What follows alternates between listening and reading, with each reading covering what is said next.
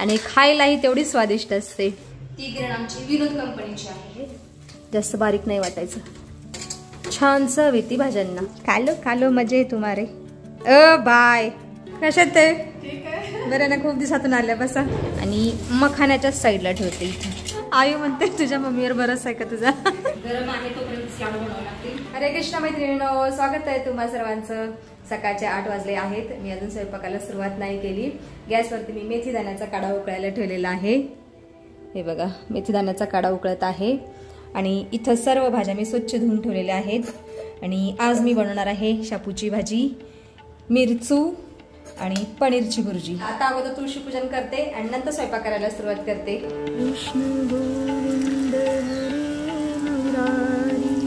एक 5-6 दिवसापूर्वी मी गवती चहा पूर्ण छाटलेला, पण अजून छान फुटलेला आहे आता। आणि बाहेर पावसाचे 1-2 राऊंड झालेले आहेत आणि आता सध्या पावसाने थोडीशी विश्रांती घेतलेली आहे।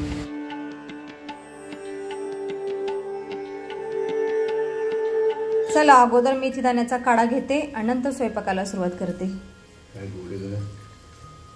फोंडजी काढा घ्या, एकदम सुंटेचा काढा असल्यासारखं टेक्स्चर दिसत आहे या काढ्याचं। किती लाल दिसत आहे काढा। हा मेथी दाण्याचा काढा पी लो। फोंडजी अभी नहाए नहीं, सॉरी आपको दिखा दिया मैंने। ठीक आहे। आता अगोदर मी पनीरची भुर्जी बनवत आहे। पनीरची भुर्जी बनवणं खूप सोपं आहे। फक्त तेलामध्ये कांदा फ्राय करायचा, त्याच्यानंतर टोमॅटो घालायचं, हळद मीठ मिरची पावडर किंवा तुमचा रेग्युलर मसाला घालायचा आणि कसुरी मेथी घालायची, बस एवढ्यातच आपली पनीरची भुर्जी छान टेस्टी बनते। आणि मी हे काल बनवलेलं पनीर आहे फ्रेश। आणि बाहेरचं जर पनीर असेल ना थोडंसं कोरड असतं, घरचं पनीर थोडंसं ओलसर असतं, सॉफ्ट असतं। बाहेरच्या पनीरपासून भुर्जी बनवत असाल तर त्याच्यामध्ये थोडंसं पाणी घालायचं, कारण बाहेरचं पनीर थोडंसं कोरडं असतं, त्याच्यामध्ये पाण्याचं प्रमाण काहीच नसतं। बघा मी घरी बनवलेलं पनीर खूप सॉफ्ट आहे। चल भुर्जी, फक्त 2 मिनिटात भुर्जी तयार होते। टेस्टी टेस्टी पनीरची भुर्जी पण तयार झालेली आहे। तुम्ही टेक्स्चर पाहू शकता पनीरच्या भुर्जीचं, खूप सुंदर दिसत आहे आणि खायलाही तेवढी स्वादिष्ट असते। पनीरपासून कुठलीही भाजी बनवायची असेल तर त्याच्यात कसुरी मेथी घालायचीच, त्याच्यामुळे ना पनीरच्या भाजीला खूप छान चांगली टेस्ट येते। आता ह्याच कढईमध्ये शेपूची भाजी बनवून घेते लगेचच। शापूची भाजी बनवण्यासाठी मी कढईमध्ये तेल ओतलेलं आहे आणि ह्या कढईमध्ये मी आता मिरची आणि लसणाची पेस्ट घालत आहे। काही जण मिरची कट करून टाकतात, चिरून टाकतात, पण मी अशी वाटून टाकते, म्हणजे छान लागते चवीला। शापूची भाजी अर्धी शिजली की मी याच्यामध्ये शेंगदाण्याचं कूट घालत असते। हे बघा अर्धी शिजलेली आहे भाजी। आता याच्यामध्ये शेंगदाण्याचं कूट घालते। शेंगदाण्याच्या कुटाने ना छान चव येते भाज्यांना। शेंगदाण्याचं कूट थोडंसं अबडधोबडच घालायचं आहे, जास्त बारीक नाही वाटायचं। छान चव येते भाज्यांना। चला फक्त आता 2 मिनिटात झाकण ठेवते, 2 मिनिटात भाजी तयार होईल शापूची। आज ह्या मिरच्यापासून मी मिरचूची भाजी न बनवता आज मिरची भाजी बनवत आहे।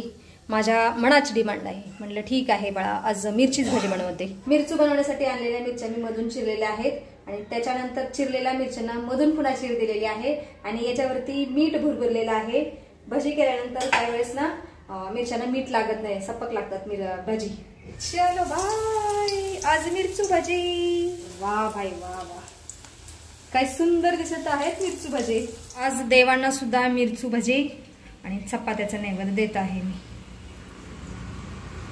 चल कोंडेजी ध्यान मग्न झालेले आहेत। ब्रह्मणे स्वाहा नैवेद्यं समर्पयामि। आज दोघांचीच पंगत बसलेली आहे कारण ह्या दोघांना जायचं आहे लवकर। आणि हे घ्या भजी। हां जी, मी बेसनाचा कमी लेअर दिलेला आहे भाज्यांना, पण तेलकट नाही, मिरची खायची मजा नाही येत नंतर। भजी बेसनच खाल्लं जातं जास्त। खाल्लं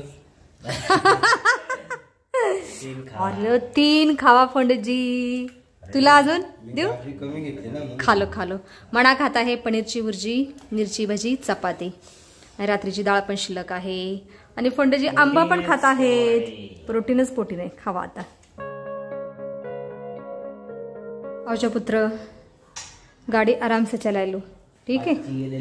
बच्चे के दिल में ये क्या है पुत्र? जी श्रीमान लेजेंड बघते त्यांना माहिती. क्या आहे बोले अभी बच्चे को. आता मी आणि दादू जेवण करायला बसलेलो आहोत. हे आहे दादूचं प्लेट. दादू खात आहे पनीरची भुर्जी, भजी, शेपूची भाजी, चपाती. ओके बेटा.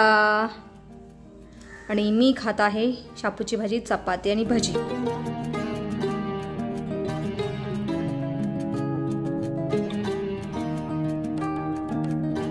कोण आलेलं आहे? यात आहे. हा या या या जवगेश्वर यात या. कशात आहे? बरं ना, खूप दिवसातून आल्या. बसा. हा जयगेश्वर ताई. जवगेश्वर जवगेश्वर बस. घेते येते ताई. या पुन्हा.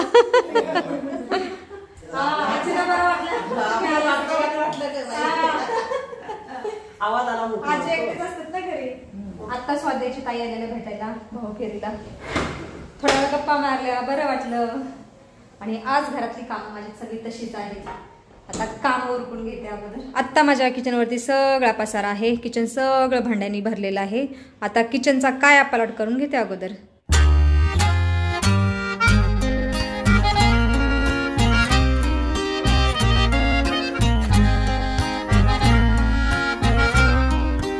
हे बघा, काया पालट झाल्यानंतर माझं किचन खूप सुंदर दिसत आहे. एकदम चकाचक चमकत आहे. तसे तर आता दुपारचे 2 वाजलेले आहेत. माझं किचनचं काम तर झालेलं आहे.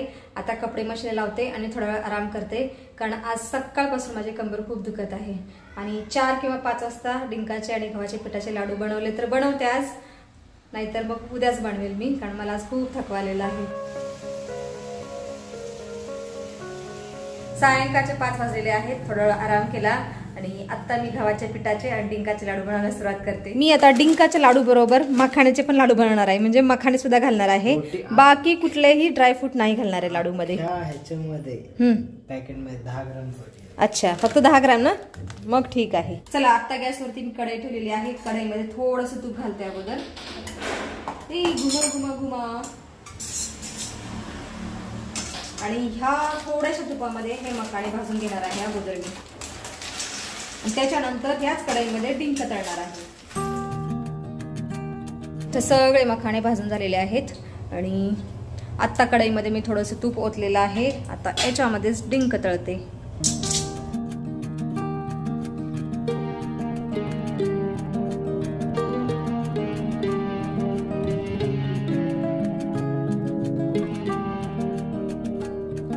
चला, डिंकाचा पहिला घाणा तळून झालेला आहे आणि मखाण्याच्या साइडला ठेवते इथे. अरे चोर चोर, बाद में खा लेना. अभी तो दूध बिस्किट खा लिया. चलता है, ठीक आहे, खा ले फिर.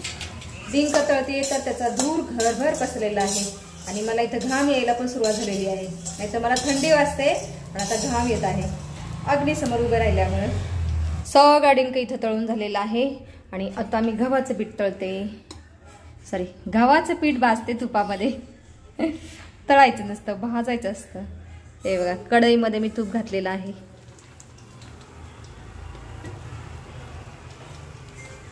एवढं जोड गव्हाचं पीठ ठीक आहे पहिल्या वेळेस. चला, आता हे छान लालसर खमंग भाजून घ्यायचं तुपामध्ये. डिंकाचे आणि गव्हाच्या पिठाचे लाडू खायला खूप टेस्टी लागतात, पौष्टिक असतात, पण बनवणे खूप कठीण आहे. आणि हे गव्हाचं पीठ भाजणंच खूप कठीण काम आहे. बेसनचे लाडू करते वेळेस बेसन किती चांगलं भाजावं लागतं, पेशन्स ठेवून एकदम मंद गॅसवरती. त्याप्रमाणे हे गव्हाचं पीठ पण भाजावं लागतं. आणि आता माझे हात दुखणार आहेत गव्हाचं पीठ भाजून. या गाठी फोडणं खूप कठीण काम आहे. पिठाचा पहिला घाणा भाजून झालेला आहे आणि छान खमंग वास सुटलेला आहे. चला, आता ह्या परातीमध्ये काढते. गव्हाचं पीठ चांगलं भाजून झालेलं आहे आणि आता कढईमध्ये मी थोडंसं तूप घातलेलं आहे आणि त्याच्यामध्ये मी आता हा गूळ घालत आहे. हा गूळ 1 किलोपेक्षा थोडासा कमी आहे. आता गुळाला वितळवायचं आहे. गूळ वितळतोय तोपर्यंत मी मखाणे आणि डिंक वाटून घेणार आहे. दहीहंडी करताय कुठं?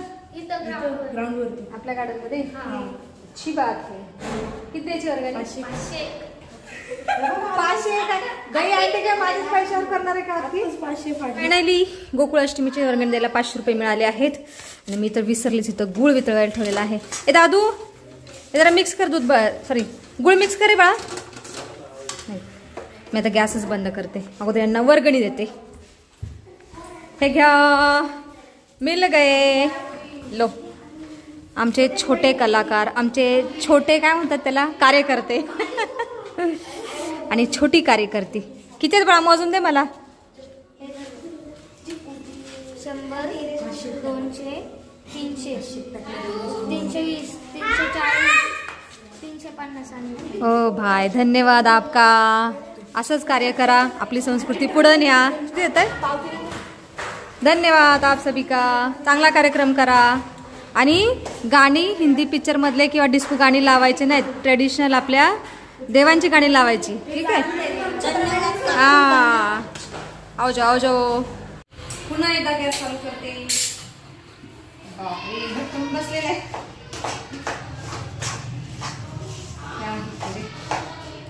लगेचच मखाने वाटून घेतले.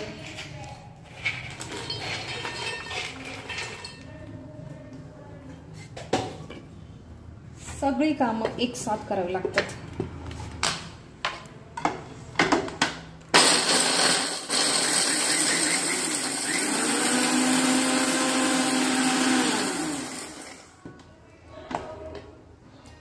चांगली पावडर झालेली आहे मखाण्याची. इकडं गुळाला पण बघावं लागेल, मधून मधून फिरवावं लागेल. गुळ आता पातळ होईपर्यंत फिरवावं लागेल. चलो लगेचच डिंक आणि मखाना आता एकत्र घेऊ. पडू नका. मोठं मिक्सरचं भांडं घ्यायला पाहिजे होतं, मी आळस केला, नंतर लगेच झालं असतं.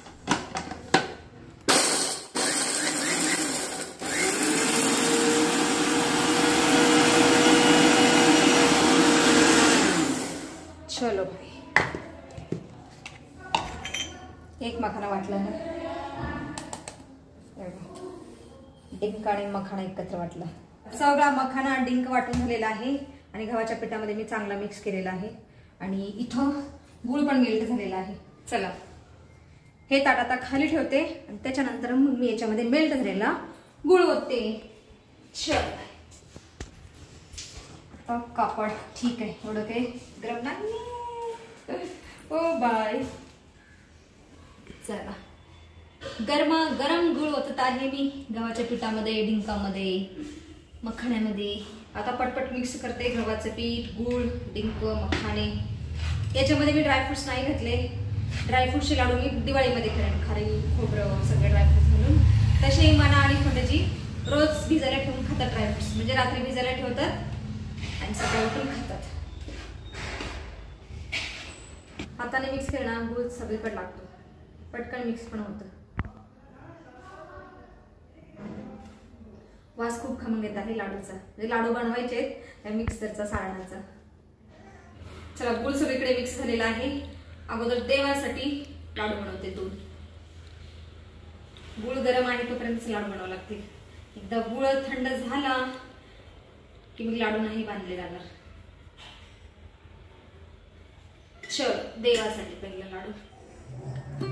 प्राणाय स्वाहा, पानाय स्वाहा, व्यानाय स्वाहा, समानाय स्वाहा, उदानाय स्वाहा, ब्रह्मणे स्वाहा.